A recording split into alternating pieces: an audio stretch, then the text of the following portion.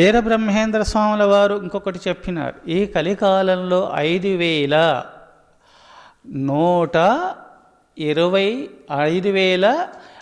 సంవత్సర కలియుగంబున 5,000 పిమ్మట మనుధర్మమిహంతరించేను వీరభోగ వసంతుడ రాయుడుగా నేనొచ్చి ధర్మపాలన అప్పుడు చేస్తాను అని వీరబ్రహ్మేంద్ర స్వాముల వారు కాలజ్ఞానంలో చెప్పినాడు.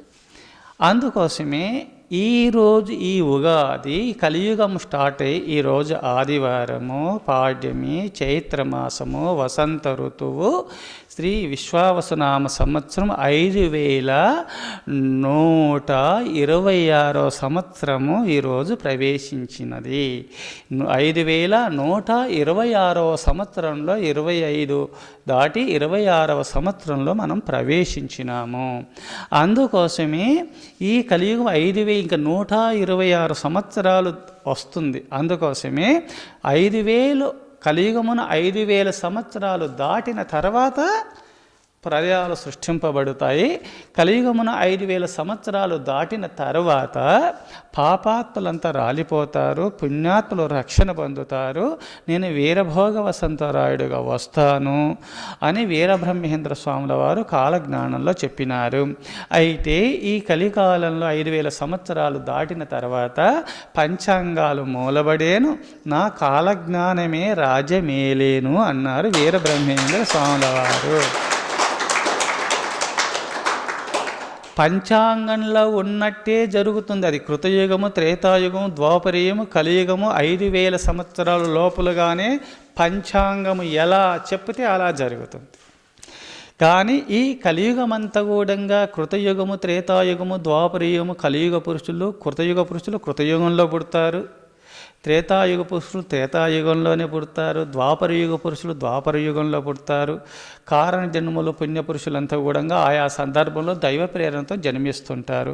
ఈ కలియుగ పురుషులంతా కూడా పాపభూయిష్టమైన మనసు కలిగిన వాళ్ళు కావున వీళ్ళందరూ కూడా ఈ కలికాలం 4,32,000 సంవత్సరాలు కావున వీళ్ళందరూ కూడా పుట్టేసి అన్ని పాప పనులు చేస్తుంటారు కలిపురుషుని యొక్క ప్రేరణ వల్ల.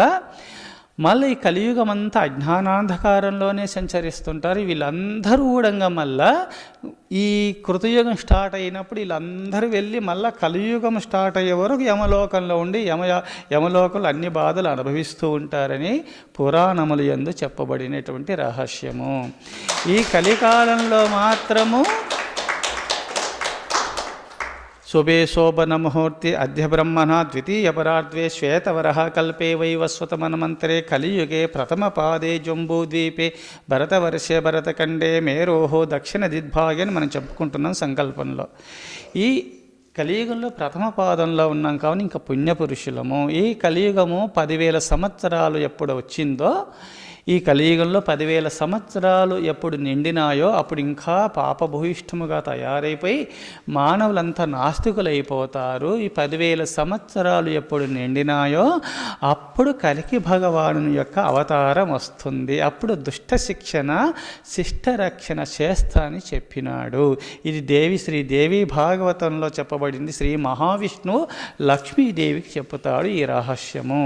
ఈ భగవంతుడు ఎప్పుడు అవతరిస్తాడు అంటే ఈ కలియుగంలో 10,000 సంవత్సరాలకు అవతరిస్తాడు. కలియుగము ఇప్పుడు 5,126 ప్రవేశించింది. కావున 10,000 సంవత్సరాలకు నిండిన తర్వాత కలికి భగవానుడు అవతరిస్తాడు. అందుకోసమే ఈ దేవీ భాగవతంలో లక్ష్మీదేవికి శ్రీ మహావిష్ణువు చెప్పుతాడు, లక్ష్మి నేను వచ్చేసరికల్లా పురుషులందరూ కూడా 10-15 సంవత్సరాలకు కన్నా ఎక్కువ జీవించలేరు. అందుకోసమే స్త్రీ పురుషులు ఆఖరులో 16 సంవత్సరాల కన్నా ఎక్కువ జీవించారు. కలియుగము 10,000 సంవత్సరాలు ఎప్పుడు పూర్తయిందో 16 సంవత్సరం లోపలనే స్త్రీ పురుషులు పుట్టుతారు. మధ్య వయస్సులో వృద్ధాప్యం వచ్చేసి పిల్లలకని అన్ని సంసార బాధ్యతలు పూర్తి చేసుకొని వృద్ధాప్యమును పొంది శరీరాన్ని వదిలిపెట్టి పోతారు. ఈ కలియుగం 10,000 సంవత్సరాలు నిండగాని ఎందుకు ఇంత ఆయుష్ తరుగుతుందంటే రోగాలు ఎక్కువై రోగాలకు తట్టుకోక శరీరం ఆయుస్సు తరుగుతుంది. యంత్రముల ద్వారా ఈ శరీరాన్ని రక్షించుకుంటూ వెళుతుంటారు మానవులు, అంతవరకే.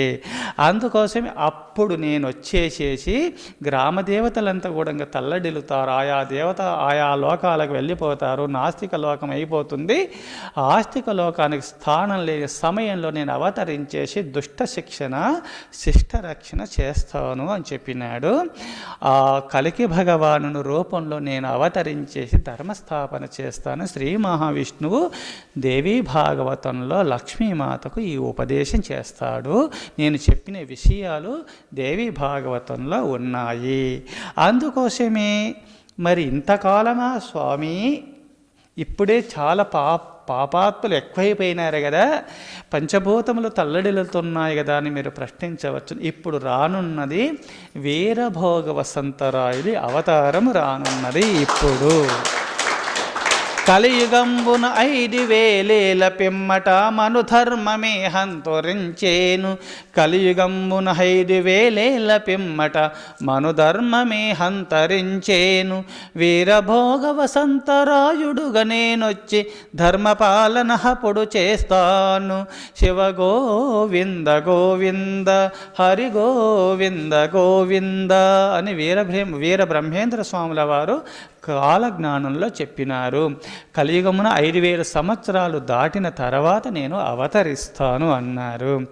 అందుకోసమే ఈ 5,126 ఇప్పుడు జరుగుతుంది. కావున తప్పకుండా భగవంతుని అవతారము ఇంకా త్వరలో రానున్నది. దుష్ట శిక్షణ శిష్టరక్షణ చేసి ధర్మదేవతను 4 పాదంలో నడిపిస్తాడు భగవంతుడు.